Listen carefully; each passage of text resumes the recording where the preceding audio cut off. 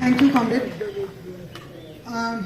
बात शुरू करने से पहले मैं जेएनयू के 4 office bearers, comrade Aditi, comrade गोपिका, कॉमरेड सुनील, कॉमरेड दानिश और जेएनयू के फॉर्मर प्रेसिडेंट कॉमरेड नीतीश, आप लोगों को शुक्रिया अदा करना चाहूँगी, क्योंकि जिस जिद का नाम जेएनयू है और जो हर एक दौर में कहा है, जब हमें हर एक दौर में कहा गया कि ये असंभव है और हर एक दौर में हमने कहा नहीं, एक बेहतर दुनिया संभव है, एक बेहतर विश्वविद्यालय संभव है, सबके लिए दरवाजा खुला रखना संभव है और एक इंक्लूसिव यूनिवर्सिटी होते हुए high academic quality, the best academic quality in the country, ये प्रोवाइड करना संभव है। उस असंभव को संभव कहने वाला जो लिगेसी आपने बरकरार रखा, आपने ये साहस दिखाया, और सिर्फ आज के पीढ़ी के छात्र ही नहीं, इस विश्वविद्यालय से पढ़े हुए तमाम सारे छात्र, वो चाहे किसी भी विचारधारा के हों। मैं खुद ऐसे एक सेंटर से आती हूँ, मेरे टीचर्स यहाँ पे हैं, मेरे प्रीडेसेसर्स यहाँ पे हैं। टाइम और स्पेस का बहुत कोलैप्सिंग हो रहा है दिमाग में कि करे तो करे क्या, किसको क्या बोले, इन्हीं से सीखे हैं, इन्हीं के साथ लड़े हैं। मैं ऐसे एक सेंटर से आती हूँ, CSRD सर अभी बोल के गए हैं, सच्ची सर, क्लास में इन्हीं से बड़ा मजेदार बात है, अभी कन्हैया भी बोल रहा था, क्लास में सर सोशल ज्योग्राफी पढ़ाते थे और कास्ट इत्यादि क्लास में सर से ही पढ़े हैं। बाद में सर ही के खिलाफ प्रोटेस्ट किए थे इस यूनिवर्सिटी में, नेगोशिएशन में जाते थे एड ब्लॉक के अंदर, जिनसे पढ़े सब कुछ, जिन्होंने समझाया, लेकिन ये रस्टिकेट नहीं किया।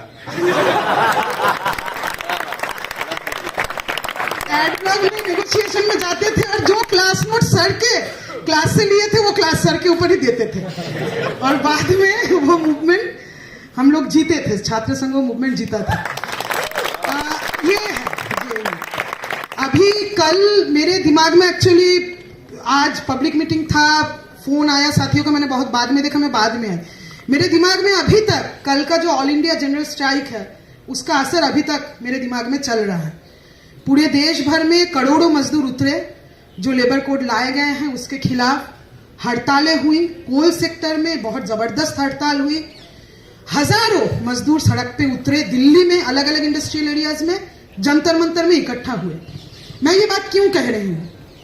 मैं इसलिए कह रही हूँ क्योंकि इस आंदोलनों में जब हम लोग हिस्सेदारी करते हैं, सेंट्रल यूनिवर्सिटी से पढ़े हुए, डिग्री लेके, और जब समाज में वही सुनते हैं हर वक्त, हर सेकंड, संभव नहीं है, आ चुका है लेबर कोड, मान लो अब मजदूरों का यही स्थिति होगा, और जब बाहर निकल कर देखते हैं कि जो मनवा रहे हैं मजदूर ये बात मान नहीं रहा, वो आज भी लड़ रहा है, तो ये जो स्पिरिट है, ये आज कहीं पे आप यूनियन बनाने जाइए, आप न्यूनतम मजदूरी तक मांगने जाइए जो कानून में है, अब मांगने जाइए, यूनियन बनाने जाइए, सारे मजदूर बाहर कर दिए जाएंगे, रस्टिकेटेड, रिट्रेंच्ड। लेकिन फिर भी वही मजदूर जो रिट्रेंच हुआ, जो घर कैसे चलाएगा पता नहीं, वो सरकार के खिलाफ सड़क में आके लड़ रहा है।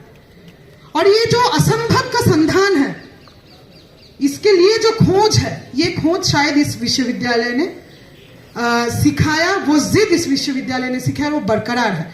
तो जेएनयू को हराना तो असंभव है, ये बात ये सरकार भूल जाए। जब चारों तरफ बोल दिए जाएंगे कि सिर्फ और सिर्फ प्राइवेट यूनिवर्सिटी से ही शिक्षा मिलेगा, जब चारों तरफ ये कॉमन सेंस फैल जाएगा कि पढ़ाई लिखाई के लिए तो पैसा देना होगा, उस असंभव समय भी जेएनयू टिका रहेगा, जेएनयू का छात्र आंदोलन और इंक्लूसिव होने का जो जिद है वो टिका रहेगा। Vice chancellor out of bound हम सबको कर चुके हैं, यहाँ पे बहुत सारे out of bound, former out of bound, former presidents सब बैठे हुए हैं, तो वाइस, हाँ, हम लोग कई लोग यहाँ पे आउट ऑफ बाउंड थे। वाइस चांसलर को एक बात मैं यहाँ से कहना चाहूंगी कि मैडम वीसी, जेएनयू एसयू पहली बात तो स्टैट्यूटरी बॉडी है, दूसरी बात ये सिर्फ स्टैट्यूटरी बॉडी नहीं है, इस कैंपस के आम छात्रों का कलेक्टिव विल है, this is there will, and throughout times year after year, it is through this platform that the common students of JNU, कहीं से भी आए हो, ओडिशा से आए हो, नागालैंड से आए हो, केरला से आए हो, तमिलनाडु से आए हो, गांव देहात से आए हो, it is through this platform that they have established their claim to this university. आए हैं इस विश्वविद्यालय में ये सपना देख के एक सेंट्रल यूनिवर्सिटी में पढ़ पाएंगे कि नहीं, ये असंभव काम करने के बाद, यहां पे आने के बाद उनके कलेक्टिव विल से ये प्लेटफॉर्म बना है. आपके बस की बात नहीं है कि आप इसको पूरी तरीके से डिसफंक्शनल कर देंगे. आपके बस की बात नहीं है कि आप इस रस्टिकेशन को कंटिन्यू रख पाएंगे, क्योंकि देखिए सिर्फ ये स्टूडेंट नहीं है. यहाँ पे देखिए, यहाँ पे तो कुछ ही लोग आए हैं. कोई पढ़ा रहा है, कोई मूवमेंट कर रहा है, कोई पॉलिटिक्स में है, कोई आईएएस है, कोई आईपीएस है. देश के अलग अलग जगहों में लोग हैं. आपके बस की बात नहीं है कि ये collective will, this collective claim to this university, क्योंकि जिस गांव से हम आ रहे हैं, जिस गांव से इस यूनिवर्सिटी में पढ़ने वाले कोई भी छात्र आ रहा है, उस गांव के गरीबों के इनडायरेक्ट टैक्स के पैसे से विश्वविद्यालय चल रहा है. और ये कलेक्टिव क्लेम रहेगा, ये कलेक्टिव क्लेम रहेगा. नॉलेज के प्रति विश्वविद्यालय कैसा होगा, उसके प्रति देश कैसा होगा, उसके प्रति ये कलेक्टिव क्लेम रहेगा. और इसीलिए भूल जाइए कि ये रस्टिकेशन फिजिबल है. यूजीसी रेगुलेशन के खिलाफ पक्ष में जेएनयू लड़ेगा, जातिवाद के खिलाफ जेएनयू लड़ेगा, रोहित एक्ट के लिए जेएनयू लड़ेगा. हमें पता है कि इस वक्त ये रस्टिकेशंस लाए गए हैं. जिस समय पूरे देश भर में एक आंदोलन खड़ा हुआ यूनिवर्सिटीज के अंदर जातिवाद के खिलाफ, सबसे पहले जिसने आवाज बुलंद किया, सबसे पहले जो सड़क पे उतरा, वो जेएनयू के छात्र थे. हाथ में उनका बैनर था. आज 4 लोग हैं, अगले साल और कोई 4 लोग होंगे, लेकिन बैनर उनका जेएनयू का था.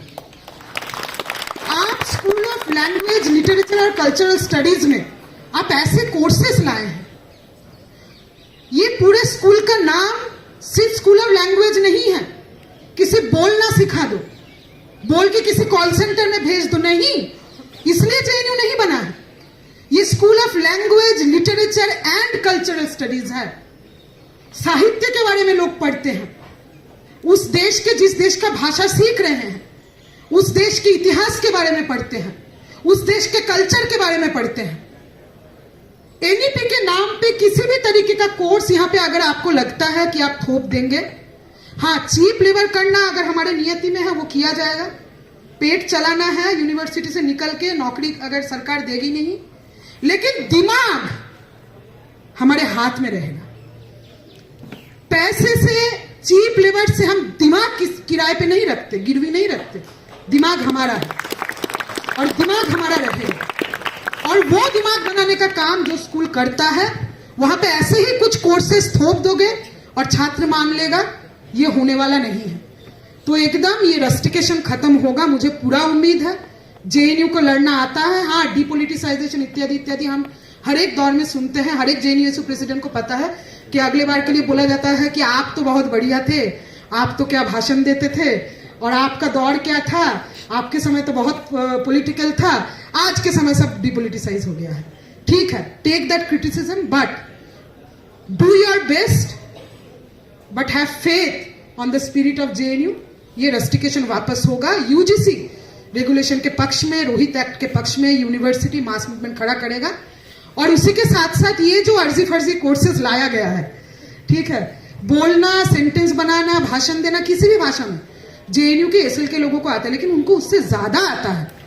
उनको उससे ज्यादा आता है. इसलिए इस देश में नॉलेज क्रिएशन में जेएनयू के छात्रों का महत्वपूर्ण भूमिका रहा है. और नॉलेज क्रिएशन के बिना कोई भी सेल्फ रिलायंट देश, सिर्फ स्किल इनकलकेट करना जिस दिन यूनिवर्सिटीज का काम हो जाएगा, हो गया है. और वो इस बात को दर्शाता है कि आज के समय में जो सरकार है वो कितना झुकी हुई है. वो अपने देश के मर्यादा के प्रति, हिंदुस्तान के सेल्फ रिलायंस के प्रति उनका कोई भी कमिटमेंट नहीं है. वो यूनिवर्सिटीज को सिर्फ और सिर्फ चीप लेबर प्रोवाइड करने का मशीन बनाना चाहते हैं. और ये तो होने वाला नहीं है. ये देश है जहां पे विश्वविद्यालय तो खोले गए, अंग्रेजों ने भी विश्वविद्यालय खोला था कि पढ़ा लिखा के जो है कुछ ऑफिसर्स बना दिए जाएंगे 200 क्या 300 साल टिकने का इनका इरादा था अंग्रेजों का।